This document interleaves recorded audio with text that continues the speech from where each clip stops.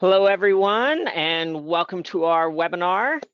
This webinar for today is going to be on finding your innovation focus at the front end of innovation.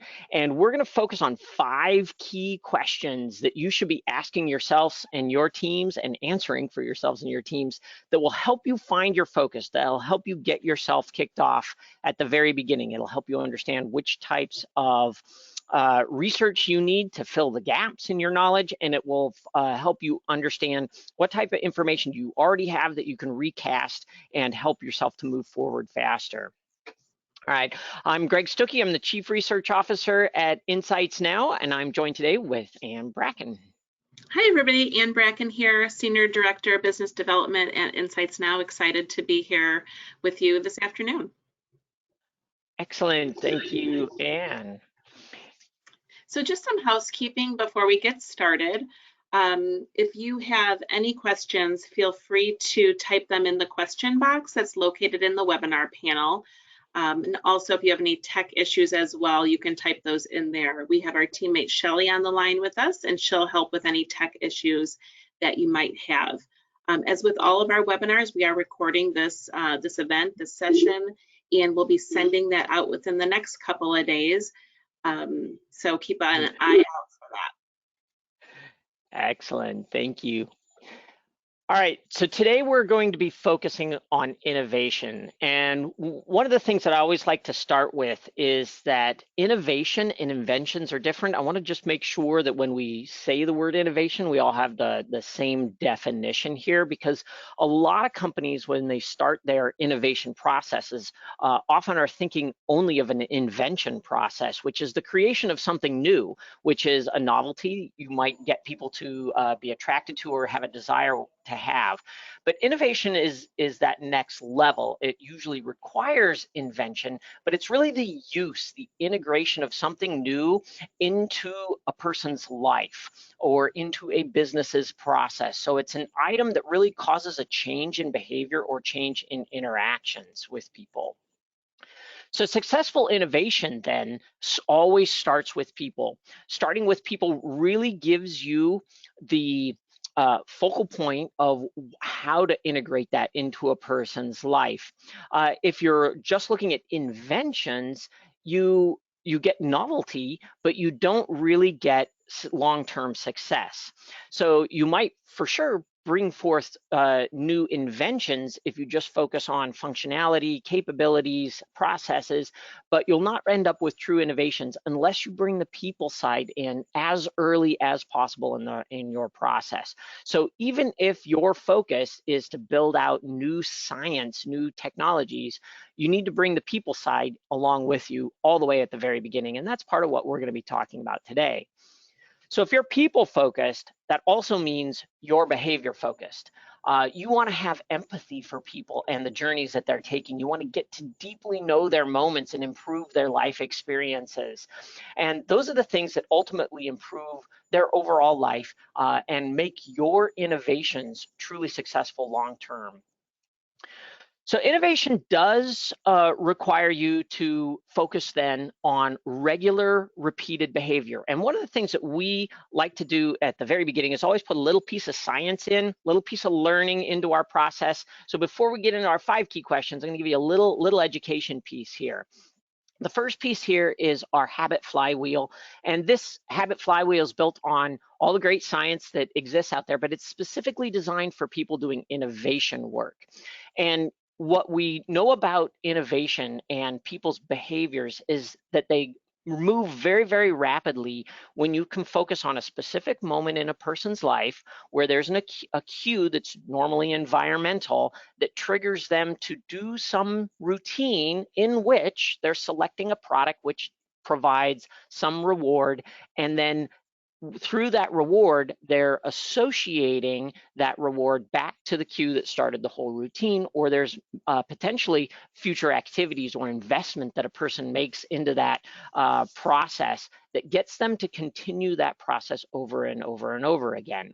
So when these are all in harmony, then your innovation is going to gain repeat use. It's going to gain a place in a person's life. So how do we get there? And how do we start? Well, that's the focus of today's webinar. It's finding your innovation focus and 5 key questions that you and your team need to think about when you're starting down that innovation journey. So first question is, what behavior do you want to see happen? What behavior do you want people to have? Remember, we're people focused here. So what behavior do you want people to have when you start thinking about an innovation moving forward? Yeah. Craig, when I talk to innovation teams, a lot of times, I'll get told very similar things like, hey, we want to grow, we want to be a big brand, we want to sell a lot, we want people to use my product every day, every, moment of the day. Right. It's really true. And while that seems like a noble endeavor, right? I want my product to be used by everybody all the time. The reality is that nobody's just going to use one product all the time. I mean, look at your own personal life and think about the product that you love the most. Like, what's your favorite food or favorite beverage as an example? Do you use it despite any other product? Do you use it all the time? No, you don't. Even if it's your absolute favorite, it still fits in your life in very specific moments and is associated with very specific behaviors that you have. That's what we want to get to when we're answering this question. We want to push ourselves then to get more specific. And I love to use examples when we talk about behaviors and everything when I talk to clients too. So, some of the questions that or situation examples that I'll throw to them is, let's think about a behavior that we want consumers to start having. So we want people to start sharing recipes that include a specific ingredient. So if I'm a ingredient manufacturer, this is a behavior that they might find very relevant. Another behavior might be to stop doing one thing and start doing another. So I want people to stop using animal meat products and start using more plant-based meat. And then another situation or example might be, I want more frequent usage. So we want more children to start making their own oatmeal at home in the morning. So those are some examples that, seem to really bring it back home to a lot of folks. And I like those examples. And we highlighted the words like start, stop, more, less. Those are the types of key words that you can use. If you're struggling with it, how to answer this question or how to get more specific, begin with that. Say, what do we want people to start doing? What do we want people to stop doing? What do we want them to do more? And what do we want them to do less? And that actually brings us to our second key question that you need to ask yourself, and that is, are you disrupting or are you nudging a current behavior?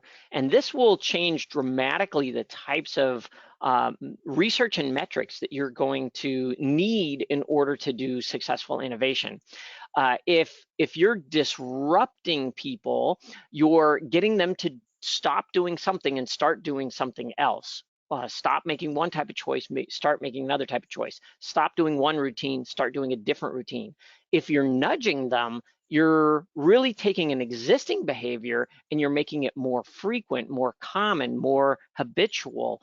And those are two very different forms of innovation. Taking that to some examples of nudge versus disrupt. So a nudging behavior would be, so say you're Bush's Baked Beans and you really own that baked bean category, you're the market leader and you're looking to grow, right? You obviously want to nudge or you want to get those sales up a little bit more, but that's getting people to use you more frequently. So that would be that nudging behavior that we're talking about.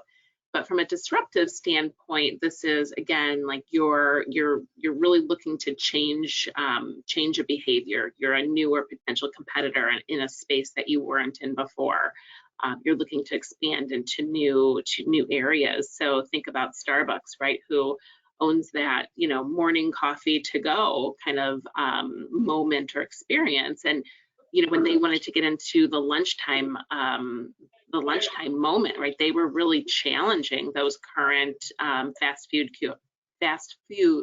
QSRs. Right. So if you want to change a behavior, that's a different approach because you have to ask yourself, how can I get the appropriate awareness? How can I get that visibility, as well as what are the types of things that will entice and create that new behavior? Because you can get a lot of people to do something one time. It's much harder to get people to do it on a second time and a third time and a fourth time. Certainly an important challenge. Now, the third question that is critical, we've identified the behavior that we want, whether that behavior is a nudge or a disrupt, and what type of nudging or disrupting we want. And then the third one is really jumping back into that habit flywheel and starting to focus on key elements of it so that you can understand all aspects of it. The third question is, what is the moment in which this behavior that you want to see happen is going to occur?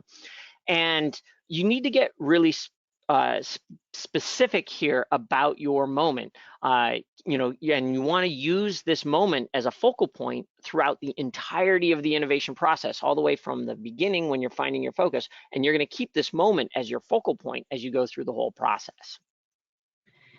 Is it really important to pick a specific moment? What if I can make a product that hits multiple moments and fits multiple needs, right? Because that is possible.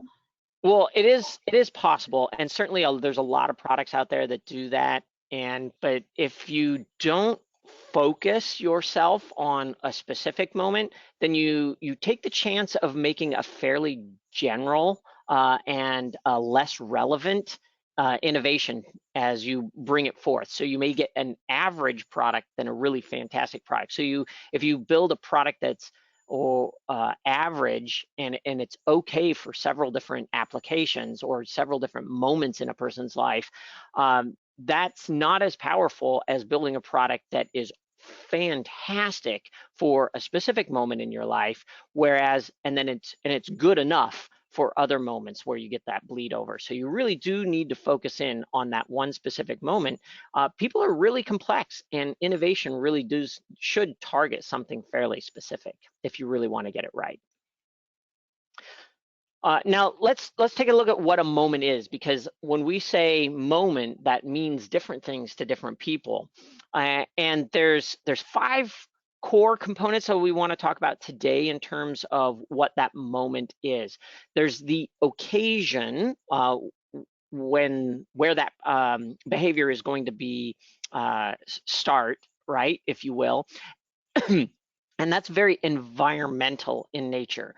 The occasion, the context, the setting, it's where you are, who you're with, all the things in the environment that surrounds you. There is your core motivators, and that's really about the product. And I highlighted this one because this is the one people mostly forget about when they're thinking about key moments.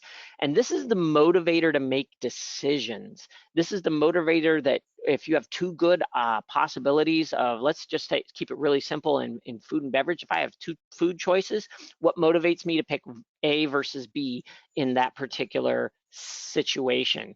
So I've got the environmental component, I've got the perceptual motivators that drive my choice. I also have at play the goals or need states. So if you're used to doing a lot of need states work, that's a component piece of the moment. But need states are all very personal focused, they're introspective, so that's a personal aspect. So you've got the occasion, that is the environmental aspect, the goals or needs that are the personal aspect, and then you have the motivators, which are your perceptual components. Those 3 in combination drive the majority of how we can define and describe a specific moment. Now, also really, really helpful when you're at the find your focus aspect is to ask yourself, what are the types of choices that people have today, and how well are those choices that they're making today working? How well, what are the hurdles, if you will, i.e., what are the things that products don't do well today? What are the things they do well? If you're looking at services, it's the same thing. What are the types of aspects of a service that's being offered that work and don't work? So understanding a moment, the moments that you're going to target, within those moments, what are the people doing today or not, and how well are those things working? It's a good place to start. There's a lot more that you can do with moments, but I think that's a really good place to start. Yeah. When I think about moments, I like to do a little fill in the blank type of exercise just to make sure I'm considering everything. So, kind of really checking those boxes. So, first thinking about that occasion or the setting. So, it might be, breakfast in the car when I'm, out and about for or, getting ready to start my day.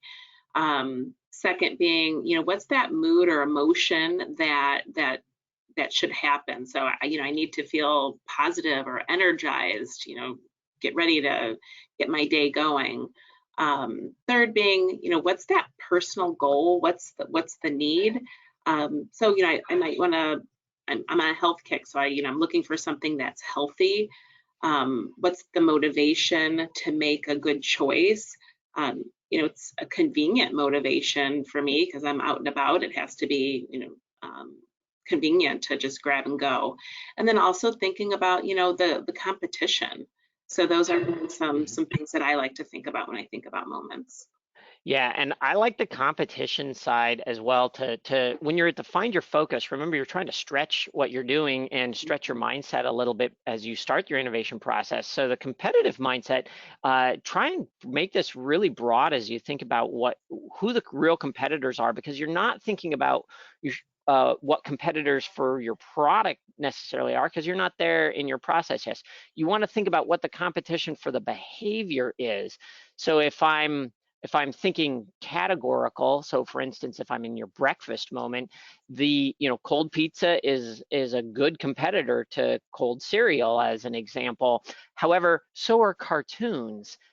So you've got to push yourself and ask yourself, what is the challenge? What are the types of things that are competing for my time, my energy, and the product choices that I have? And then ask yourself, which are the ones that are really doing a good job? Like who's owning those types of behaviors the best? Who are stealing the most share in those particular spaces? And you might find that it's not an actual product. It may like if you're building a food and beverage product, you might find your competitor is actually not food and beverage at all. So that's a good one to do some brainstorming on with your team. All right, fourth question. Fourth question is, what cues might be leveraged to trigger a routine? When you're thinking about a specific moment and the behaviors that you want to see happen, one of the questions that is really great to dig into to help you find your focus is ask yourself, what is it about that environmental space, which are the strongest cues that we have, that could trigger a specific routine? So when we look at our habit flywheel here, we'll notice that's that first part. So specifically, you're asking, what cue would trigger, or what possible cue could we create? What possible cue exists already that we can leverage that might trigger a specific routine? So looking essentially all the way at the front end, starting to think about, I'm not just coming up with new ideas, but I'm coming up with new ideas that are going to drive behavior forward. The Gatorade Energy Chews is a great example of cues and triggering a behavior. So when I think back to that advertising spot, it starts off with athletes pre their specific sport. So the one that we're showing here is a woman before she's ready to play her tennis match, but she pops in one of those Gatorade Energy Chews into her mouth right before she's stretching, before she walks out on the court. So it's that I'm getting ready to stretch before my game, and that really cues that behavior to, hey, I need my Gatorade Energy Chew. Some other of the examples in that commercial spot is somebody tying their shoes before they go out for their run, somebody putting on his jersey, in the locker room before they head out on the football field. And those cues are environmental. Notice that they're cues that work both with an advertisement, obviously at the very end of the game for an innovation process, but they also work from the design standpoint, because if you think about, well, what are the cues that we're trying to connect this product to? If you know your product has to connect to tying your shoes and it's an energy chew, you certainly wouldn't want your fingers to be all gooey and sticky because you can't tie your shoe and have sticky fingers, right? So it does change and it does impact everything that you do downstream. So that's why you want to think about your cues that you could leverage to trigger those routines all the way up front in finding your focus. Plus, it's a great way to ideate because a lot of people don't think about what are the kinds of environmental cues that I could leverage in that moment to help drive a routine forward. All right, now the fifth and final question is what rewards will create the desire to repeat the behavior. Now, up front, we usually don't know what the products are going to be. And so it's going to be very hard for us to focus in on like what are aspects of a product. That's usually a little bit later when you start into the concepting portion of your innovation cycle. But up front, we do want to be thinking about that reward side piece of the equation, because if you understand the cue and that's going to trigger a routine, or you have ideas on ones you could leverage, you also want to know how am I going to get that reward that the person is going to get back associated with that cue as well. So you're going to go from the product to the reward. What are the signals of that reward that we have at our disposal? And then how could we potentially connect that reward to the cue? And going through rewards specifically will help you all the way again at that front end to help you find more focus, because we see a lot of times people have a really good idea, but they really don't know what they have too many rewards that they're trying to deliver. It could do this and this and this and this. That's not a really good way to find your focus, right? So if you start really early on, honing in on specific rewards that you want to deliver against that are really important in that moment, then you're going to find a lot of value. All right, so a nice, easy way to think about the specific rewards is to break it down into 4 areas. Functional rewards, so if I go back to that energy choose, I can imagine that you might have a physiological reward that's happening there. There may be a sensorial reward that people are getting. There may be a social reward of other people seeing you use something. And there may be a psychological reward too, right? Some surprise, some energy, energized brain function, et cetera, so forth, that may be different than the functional reward. So more of a psychological reward, relief from boredom, surprise. Those are the types of things that fall within those reward states. So asking yourself which of these rewards might be possible for this particular moment, or maybe are underserved in this moment, or don't exist yet in this moment, and then which ones are we really good at doing as an organization or a company.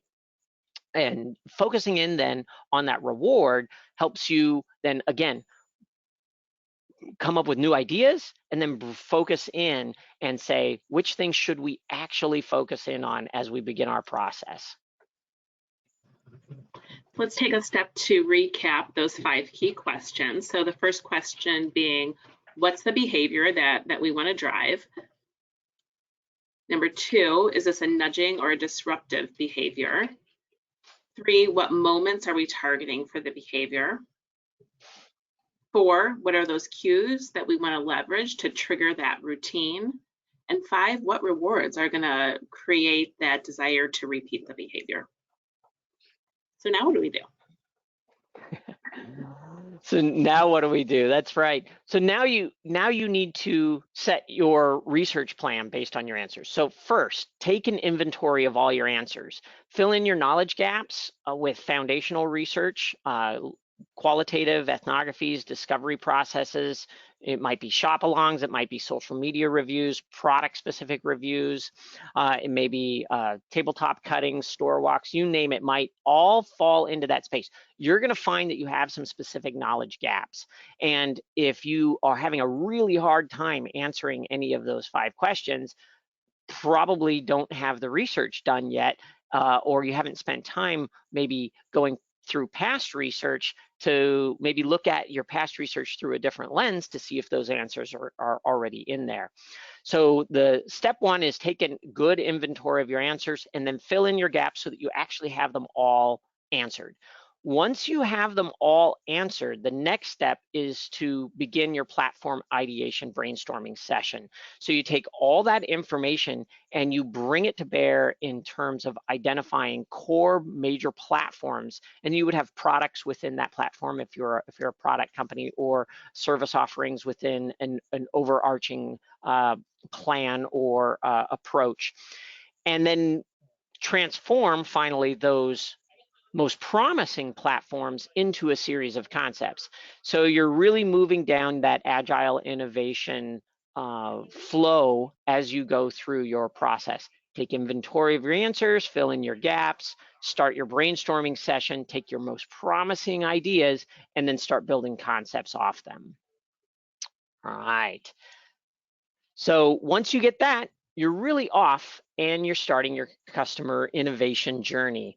And now we'll love to open it up and address any of the questions that you might have. Let's see if we've got any flowing in. Remember, there's that question box on the side. You can type in any questions that you might have as we go through. Let's see if we've got any questions coming in. Well, Anne, I've got, I see one here coming in. So we've got a key question. Can you give any other examples like of good disruptive habits? So that's going back to question 2. So nudging behavior along, that's seems pretty interesting. You gave the example then of the Starbucks disruption example. Do you have any other examples of things that might be disruptive? I mean, this one goes back a long, long time, but, I think of how the Swiffer changed the cleaning, the cleanings universe, right? I mean, nothing like that ever existed. It was, that really meant to capitalize those quick cleanup moments. And nothing like that ever existed before. It basically created its own new category. Right. And I think there's several we gave here. So the Gatorade one is a good one. There was nothing that people were using, during the shoe tying and stretching, right? There's no products in that space. So that's disrupting, basically taking something where there was nothing and adding something. Certainly Keurig with their machines, as well as Nestle with their pod machines, have disrupted the standard coffee making, drip coffee making experience for a lot of people, going really into that single serve space. Certainly, anytime you're changing a person's routine or behavior, you may be taking an existing routine like making coffee and just adjusting the way they're doing it. So they went from a big serve mindset to a single serve mindset, and then just changing the actions and activities within that. We've certainly seen a lot of disruptions come through the innovation process.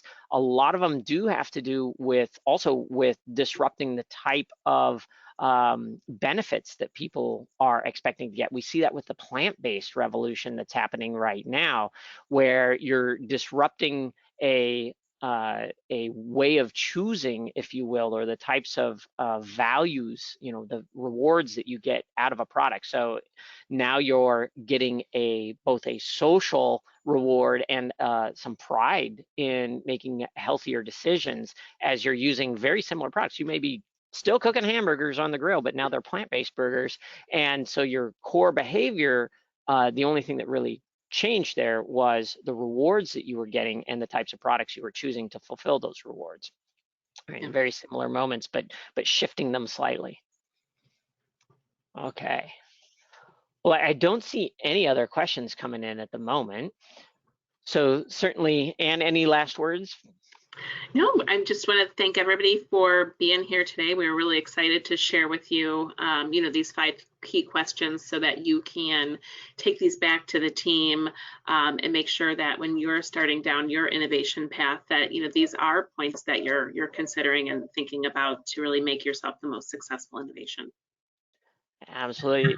And certainly coming up to continue this conversation on, we're going next webinar that we're going to be providing is going to be looking at the agile process. So if we're talking really right now about this find your focus, which is very, very beginning, there's a lot of companies we've been talking to that are trying to make themselves more agile, move more agile. And so we're going to be talking about the biggest challenges people face and teams face when they move into an agile approach to innovation research.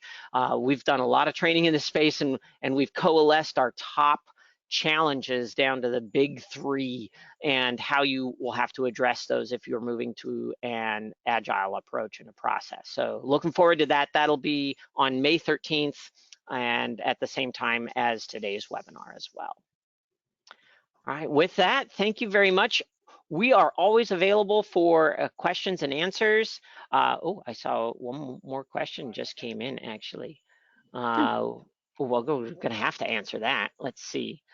Pop this out. Would you use a similar question process or add extra questions when innovating for a consumer that is not actually buying the product? So for instance, pet food or infant formula. Oh, that's a fantastic question. So for when you think about the moment, let's start with who we're talking about in that moment. When you're thinking about the moment, you do want to be thinking about all the players in that moment. And you want to think about the user of the product as well as the buyer of the product. If you have infant formulas, and pet is a fantastic example where your buyer is not your user, if you will. And with infant formula, you're a buyer preparer, but not consumer necessarily. And you definitely want to put all those pieces together into understanding the roles and responsibilities in that moment. Also, if you're focusing on things like entertainment moments, right? The person hosting has a different role and a different set of behaviors than maybe some of the different types of attendees, right? The person that just brings the chips versus your best friend who comes and helps you set everything up. Different roles and responsibility, different behaviors in those specific moments. So the questions, these 5 questions are still the 5 questions you want to ask, but you're going to want to expand when you start jumping into that moment. We only really talked about the goals and the motivators and the needs. You're going to want to expand that to in the occasion to ask who is there, and then in the rest of your motivations, you're going to want to ask, what's the motivation of each of the different people that are there? So what are the motivations and what are they looking for? Then finally, you also want to know, is the behavior you're looking for a change in behavior from the buyer or the user, or a combination of both? And by setting those as your standards will help you understand a little bit more about how you're going to essentially find the right focus. If you're in the pet space and you want people to maybe treat differently, are you adding just more treats per day to improve maybe teeth health or something like that? Or are you changing behaviors? Maybe you're stopping treats and adding a second meal, something along those lines, right? If you're trying to radically shift the behavior, you're going to have to look at both the buyer, user, preparers, as well as the consumer's behavior, all in that same question set. This is a great question. Great question. All right, fantastic. Good, I'm glad we could get that last one in. All right, with that, well, thank you very much for your time today. I appreciate it. Yeah. And if you have any questions, like Greg said, don't hesitate to reach out to either of us. Our emails are listed on this page of the webinar, and we look forward to seeing you at our next webinar session. All right, thank you. Bye-bye. Bye.